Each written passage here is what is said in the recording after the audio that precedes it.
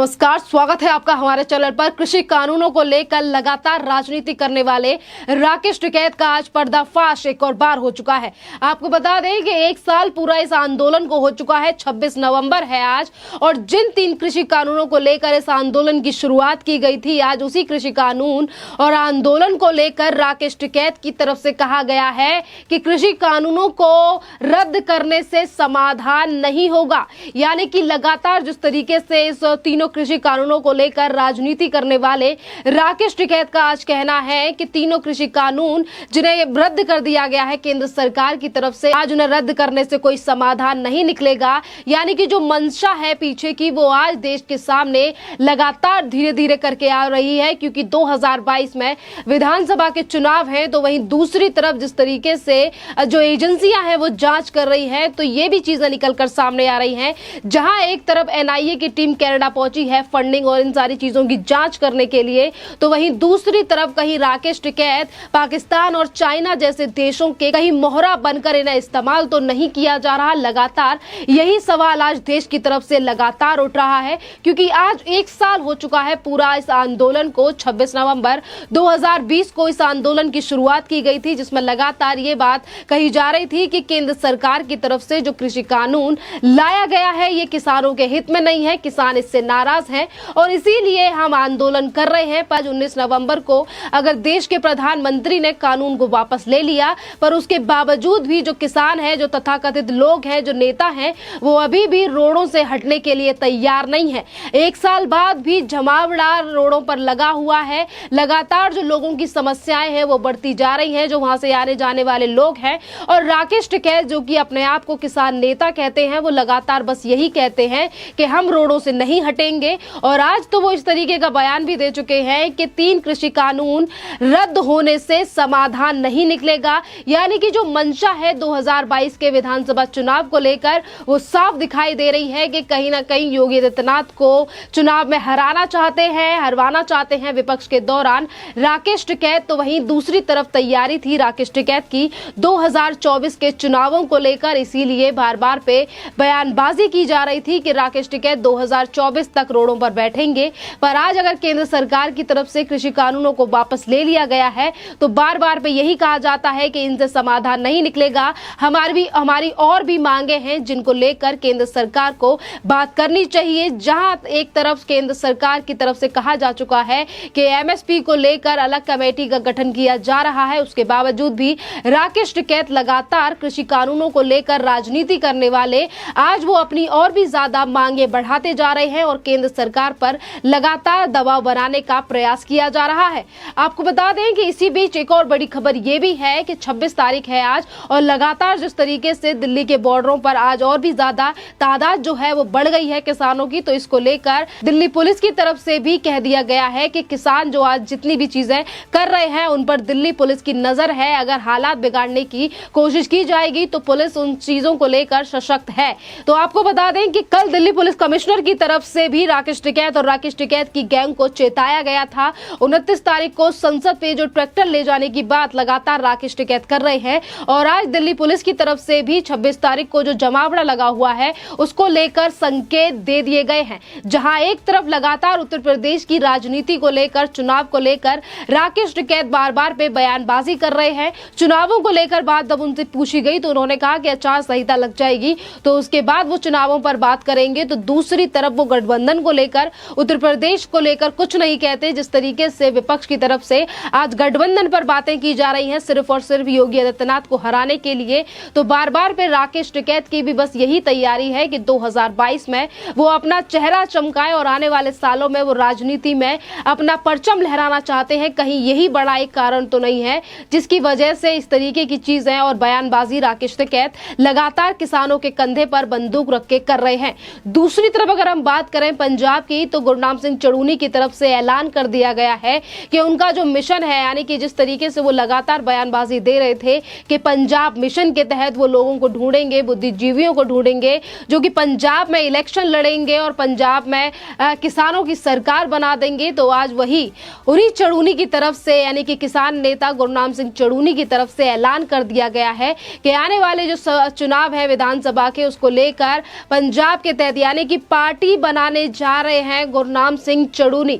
ये बड़ी खबर है और लगातार जिस तरीके से किसानों के नाम पर राजनीति करने वाले किसान नेताओं का जो अब असली चेहरा है वो दुनिया और देश के सामने लगातार आ रहा है। यही किसान है जिन्होंने आंदोलन की शुरुआत करते हुए 1 साल पहले कहा था कि हम किसानों के हित की लड़ाई लड़ रहे हैं। केंद्र सरकार के द्वारा जो 3 कृषि कानून लाए गए हैं हम उसके खिलाफ लड़ रहे हैं। किसानों की आवाज उठाना हमारा मकसद है। पर आज जो मकसद इसके किसान नेताओं का है वो साफ दिखाई दे रहा है।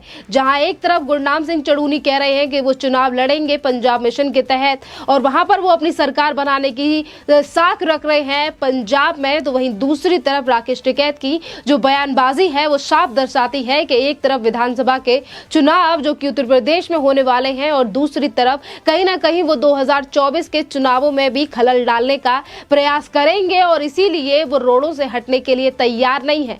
जहां एक तरफ सुप्रीम कोर्ट साफ कह चुका है कि रोडों से किसानों को हट जाना चाहिए। देश के प्रधानमंत्री ने 19 नवंबर को जिस वक्त पे कृषि कानून वापस लिए थे तो देश के प्रधानमंत्री ने साथ में ये भी कहा था कि कृषि कानून वापस हो चुके हैं, हमने सरकार वापस ले रही है, साथ ही किसान जो है वो अपने घर लौट जाए, खेतों में लौट जाए। पर उसके बावजूद भी राकेश टिकैत कहते हैं कि आंदोलन जो है वो और भी ज्यादा मजबूत होगा। हम शीत सत्र 29 नवंबर से शुरू होगा जिसके लिए हम संसद जाएंगे, जहां पर 60 ट्रैक्टर लेकर जाएंगे, 1000 से ज्यादा किसान हमारे साथ जाएंगे। तो ये बात दर्शाती है कि किस तरीके की मानसिकता ये किसान नेता अपने साथ लेकर चल रहे हैं, क्योंकि मकसद किसान का हित नहीं है, मकसद किसान के लिए बात करने का नहीं है, मकसद सिर्फ राजनीति में अपना नाम चमकाने का है।